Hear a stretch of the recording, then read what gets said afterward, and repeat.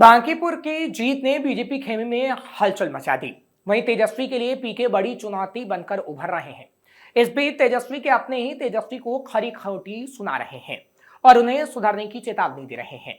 RJD के वरिष्ठ नेता शिवानंद तिवारी ने भी अब तेजस्वी को अपने अंदाज में एक सीख दी है और अगर तेजस्वी ये सीख नहीं लेते तो आगे आने वाले दिनों में आरजेडी का बंटाधार होना तय है। नमस्कार, कैपिटल टीवी की स्पेशल स्टोरी में आपका बहुत बहुत स्वागत है। मैं हूं आपके साथ हरीश भारद्वाज। बांकीपुर का रिजल्ट सामने आ चुका है और प्रशांत किशोर की जीत हो चुकी है, लेकिन उस उपचुनाव में वोटरों का मिजाज और वोटिंग के पैटर्न को समझने वाले विशेषज्ञों और राजनीतिक जानकारों ने चौंकाने वाले खुलासे किए हैं। सवाल है कि बांकीपुर में ऐसा कौन सा खेल हुआ जिससे बाजी पलट गई और दिखने लगा कि पीके जीत रहे हैं, और ऐसा हुआ भी। और इस बात को तेजस्वी के वरिष्ठ नेता भी कह रहे हैं, यानी शिवानंद तिवारी, और एक बड़ी सीख लेने की हिदायत भी दी है। मुस्लिम और यादव वोटरों ने किया खेल। कभी आरजेडी के काफी करीब रहे वरिष्ठ नेता शिवानंद तिवारी ने कहा था कि शुरू से ही प्रशांत किशोर का पलड़ा भारी रहा। बीजेपी अपने कैंडिडेट को लेकर सस्पेंस रखे हुए थी। भरत तिवारी एनकाउंटर प्रकरण और जंतर मंतर पर छात्रों के आंदोलन में बीजेपी फंस गई। बिहार के नेता बांकीपुर को अपनी पारंपरिक सीट मानते हुए अन्य मुद्दों पर ध्यान ही फोकस नहीं कर पाए। इस दौरान प्रशांत किशोर ने कई मुद्दों को भुनाया, लेकिन तेजस्वी इन मुद्दों को नहीं भुना पाए। इसका असर रिजल्ट में साफ देखने को मिला। शिवानंद तिवारी ने कहा कि आरजेडी के जो कोर वोटर हैं, मुस्लिम और यादव, उन्होंने आरजेडी को सपोर्ट ही नहीं किया, क्योंकि तेजस्वी यादव ने ना तो कोई बड़ी रैली की और ना ही उनके साथ नजर आए। हालांकि बीजेपी से मुख्य मुकाबला करने के लिए प्रशांत किशोर मैदान में थे, इसलिए आरजेडी को साइडलाइन कर दिया गया। इसलिए मुस्लिम यादव समीकरण वाले वोटरों ने जमकर प्रशांत किशोर को ही वोट डाला, तेजस्वी को नहीं। हालांकि मतदान ज्यादा नहीं हुआ, लेकिन जितना भी हुआ उसमें मुस्लिम और यादव वोटरों ने प्रशांत किशोर कर खुलकर समर्थन दिया। और अब मुस्लिम और यादव वोटरों को पकड़कर तेजस्वी नहीं रखते तो आगे आने वाले समय में आरजेडी मुश्किल में पड़ जाएगी, ये शिवानंद तिवारी कह रहे हैं। दरअसल आरजेडी बिहार की सबसे बड़ी विपक्षी पार्टियों में से एक है। लालू प्रसाद यादव के बाद पार्टी की कमान तेजस्वी यादव के हाथों में है। उन्होंने कई चुनावों में पार्टी का नेतृत्व किया और खुद को मुख्यमंत्री पद के प्रमुख दावेदार के रूप में स्थापित किया। लेकिन पार्टी के अंदर असंतोष की खबरें आज से नहीं, चुनावी मौसम जब हुआ, यानी 2025 में जब विधानसभा चुनाव हुए, तब से असंतोष कायम नजर आया और आज भी असंतोष जारी है। और ये हम इसलिए कह रहे हैं क्योंकि शिवानंद तिवारी, वरिष्ठ नेता, आज भी तेजस्वी पर सवाल उठा रहे हैं। वरिष्ठ नेताओं की नाराजगी की वजह क्या है? पार्टी के कुछ वरिष्ठ नेताओं का मानना है कि पहले महत्वपूर्ण निर्णय सामूहिक रूप से लिए जाते थे, लेकिन अब अधिकतर फैसले सीमित लोगों के बीच ही होते जा रहे हैं, इसलिए ऐसा हो रहा है। इससे कई पुराने नेताओं को लग रहा है कि उनकी राजनीतिक हैसियत पहले जैसी नहीं रही पार्टी में। और तो और इससे पहले आपने चुनाव के दौरान देखा था कि टिकट वितरण को लेकर चिंता हुई थी और हर विधानसभा चुनाव में ये सवाल खड़ा होता है। आरजेडी के कई पुराने नेताओं को आशंका है कि उनका टिकट चयन में नए चेहरों और व्यक्तिगत समीकरणों को ज्यादा महत्व दिया जा रहा है और इसी वजह से पुराने नेताओं को तवज्जो नहीं मिल रही। और ये विधानसभा चुनाव के दौरान हुआ था।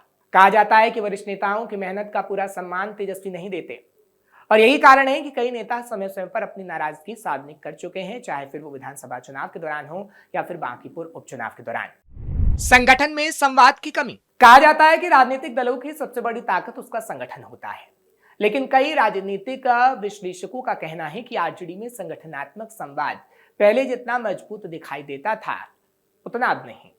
कुछ नेताओं का मानना है कि जिलों और प्रखंड स्तर के कार्यकर्ताओं की बात शीर्ष नेतृत्व तक पर्याप्त तरीके से पहुंच ही नहीं पाती और जब संवाद कम होता है तो असंतोष बढ़ने लगता है। और इस बात को आरजेडी के वरिष्ठ नेता शिवानंद तिवारी भी कह रहे हैं कि कार्यकर्ताओं में असंतोष इसलिए है क्योंकि तेजस्वी के साथ ना तो लोगों का संवाद है ना कार्यकर्ताओं का।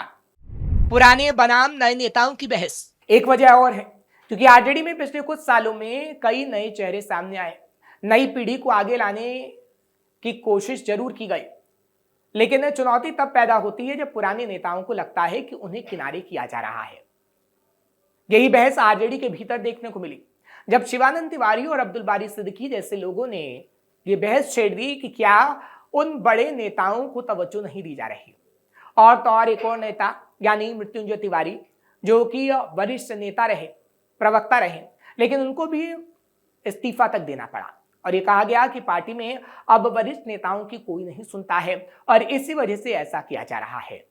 मृत्युंजय तिवारी के साथ साथ शिवानंद तिवारी का जिक्र तो हम कर ही रहे हैं, लेकिन अब्दुल बारी सिद्दीकी वो भी मुसलमान चेहरा हैं और अब्दुल बारी सिद्दीकी भी विधानसभा चुनाव में नाराजगी जता चुके हैं और शिवानंद तिवारी की तरह इस बार भी यानी उपचुनाव के बाद भी अब्दुल बारी सिद्दीकी कह रहे हैं कि कहीं ना कहीं आरजेडी की बड़ी गलती रही है और आरजेडी अपनी गलती की वजह से ही हार रही है, क्योंकि जो मुस्लिम यादव समीकरण लालू प्रसाद यादव कभी साझा करते थे वो तो ना विधानसभा चुनाव में तेजस्वी यादव साथ पाए और ना ही इस बांकीपुर उपचुनाव के दौरान साथ पाए, कि बांकीपुर उपचुनाव में जितना भी मुस्लिम और यादव वोट बैंक था वो प्रशांत किशोर की ओर खिसक गया। रेखा गुप्ता जब प्रचार प्रसार कर रही थी उस दौरान भी ना तो शिवानंद तिवारी और ना ही अब्दुल बारी सिद्दीकी को मैदान के अंदर उतारा गया ताकि यादव और मुस्लिम वोट बैंक तेजस्वी के खेमे में आ सके। तेजस्वी ने गलती की जिसका खामियाजा तेजस्वी आज भुगत रहे हैं। गठबंधन की राजनीति का असर। बिहार की राजनीति गठबंधन पर आधारित रहती है। जब भी सीटों का बंटवारा होता है तो कई नेताओं की राजनीतिक महत्वाकांक्षाएं प्रभावित होती हैं। अगर किसी नेता को अपनी पसंद की सीट नहीं मिलती तो असंतोष स्वाभाविक रूप से बढ़ जाता है। विधानसभा चुनाव में यही हमें देखने को मिला। आरजेडी के भीतर भी ये चिंता दिखाई दे रही थी। राजनीतिक विश्लेषकों का मानना था कि तेजस्वी यादव अपेक्षाकृत युवा नेता हैं और उनकी कार्यशैली पारंपरिक राजनीतिक से थोड़ी अलग मानी जाती है। कुछ वरिष्ठ नेताओं को लगता है कि संगठन में उनके अनुभव का पर्याप्त उपयोग नहीं किया जा रहा।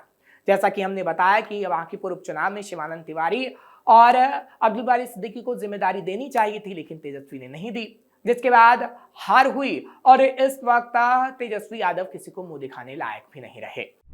विपक्ष को मिल रहा मौका। हालांकि इन सब चीजों से विपक्ष को बड़ा मौका मिल रहा है और तेजस्वी पर कटाक्ष किया जा रहा है। जब किसी पार्टी के अंदर असंतोष की खबरें सामने आती है तो स्वाभाविक है विपक्ष के लिए बड़ा मुद्दा बनता है। एनडीए लगातार दावा कर रही है कि आरजेडी के अंदर सब कुछ ठीक नहीं है और कई नेता पार्टी छोड़कर जा रहे हैं और ऐसा दिखा भी। एग्जाम्पल मृत्युंजय तिवारी है।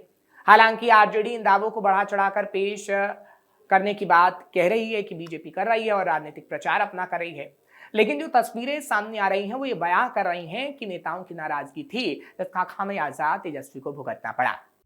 नाराजगी ने बांकीपुर उपचुनाव पर डाला असर। और तो और ये भी सबसे बड़ा सवाल है कि क्या बांकीपुर में नाराजगी का असर दिखा नेताओं की, क्योंकि बांकीपुर उपचुनाव में वरिष्ठ नेता खुलकर सामने आए और इसका असर भी पड़ा।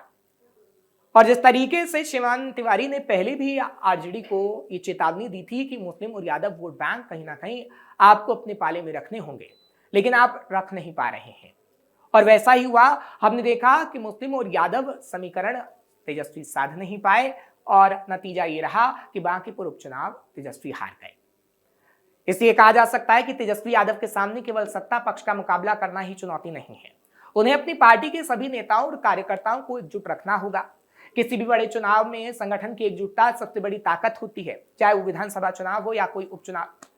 आरजेडी की ओर से समय समय पर कहा गया है कि पार्टी पूरी तरीके से एकजुट है, लेकिन ऐसा लगता नहीं है। पार्टी नेताओं का कहना है कि लोकतांत्रिक दलों में अलग अलग राय होना सामान्य बात है और अंतिम निर्णय संगठन के हित में ही लिया जाता है, लेकिन तेजस्वी कोई हित के लिए फैसला नहीं ले रहे हैं। विशेषज्ञों के अनुसार किसी भी क्षेत्रीय दल में पीढ़ी परिवर्तन के दौरान इस तरह की परिस्थितियां आती जरूर हैं। पुराने नेताओं की अपेक्षाएं अलग होती हैं, जबकि नया नेतृत्व संगठन को नए तरीके से आगे बढ़ाना चाहता है। अगर दोनों के बीच संतुलन बना रहे तो पार्टी मजबूत होती है, लेकिन संवाद की कमी विवाद को जन्म दे सकती है और ऐसा ही हुआ जब बांकीपुर उपचुनाव में भी संवाद की जगह विवाद हुआ और कहीं ना कहीं कई नेता नाराज हो गए और उसका असर बांकीपुर उपचुनाव पे दिखा। क्या नाराजगी की वजह से कई नेता देंगे इस्तीफा? फिलहाल इतना साफ साफ कहा जा सकता है कि कई बड़े नेताओं की नाराजगी ने तेजस्वी को डुबो दिया, क्योंकि रेखा गुप्ता जो काफी मेहनत बांकीपुर उपचुनाव में कर रही थी, लेकिन उन्हें वो रिजल्ट नहीं मिला जो रेखा गुप्ता को आना चाहिए था, क्योंकि तेजस्वी यादव एक तो विदेश दौरे पर चले गए, दूसरा तमाम वरिष्ठ नेता उनसे नाराज हो गए, क्योंकि मृत्युंजय तिवारी ने बांकीपुर उपचुनाव के बीच ही इस्तीफा दिया था और मृत्युंजय तिवारी 20 सालों से आरजेडी के लिए काम कर रहे थे। दूसरा, शिवानंद तिवारी का पूरा ब्यौरा हम आपको दे चुके हैं कि शिवानंद तिवारी आखिर किस तरीके से नाराज थे। बांकीपुर उपचुनाव से पहले भी उन्होंने तेजस्वी यादव को हिदायत दी थी और अब बांकीपुर उपचुनाव के बाद भी तेजस्वी यादव को हिदायत दे रहे हैं कि मुस्लिम यादव समीकरण आपको साधना होगा, अपनी पार्टी के लिए आपको सही फैसले लेने होंगे, नहीं तो आरजेडी आगे आने वाले समय में भी हार जाएगी। तीसरे वरिष्ठ नेता अब्दुल बारी सिद्दीकी, जिसके बारे में भी हमने आपको बताया कि अब्दुल बारी सिद्दीकी जो कि एक मुस्लिम चेहरा हैं, जिनको ना तो विधानसभा चुनाव में तवज्जो दी गई और ना ही बांकीपुर उपचुनाव में तवज्जो दी गई। ऐसे में अगर वरिष्ठ नेता ऐसे ही खुलकर सामने आते रहेंगे और बगावत करते रहेंगे तो आगे आने वाले समय में तेजस्वी के लिए काफी मुश्किलों का सामना उन्हें करना पड़ सकता है। फिलहाल ये कहना जल्दबाजी होगी कि आरजेडी के भीतर असंतोष ऐसे ही बरकरार रहेगा, क्योंकि तेजस्वी यादव कह तो रहे हैं कि वो पार्टी को एकजुट करने के लिए कहीं ना कहीं काम करेंगे और पार्टी को एकजुट रखना उनकी प्राथमिकता होगी। हालांकि तेजस्वी यादव को अपने युवा नेतृत्व की छवि के साथ साथ वरिष्ठ नेताओं के अनुभव का संतुलित उपयोग करना होगा। लेकिन अब देखने वाली बात होगी कि आने वाले दिनों में आरजेडी इन चर्चाओं पर कैसे विराम लगाती और क्या पार्टी पूरी मजबूती के साथ आगे आने वाले समय में यानी 2030 में चुनावी मैदान में उतरेगी और जब तक ये कलह खत्म हो जाएगा। आपको ये खबर कैसी लगी कमेंट सेक्शन में जरूर बताएं। खबर को लाइक शेयर करें, कैपिटल टीवी को सब्सक्राइब करना मत भूलिएगा।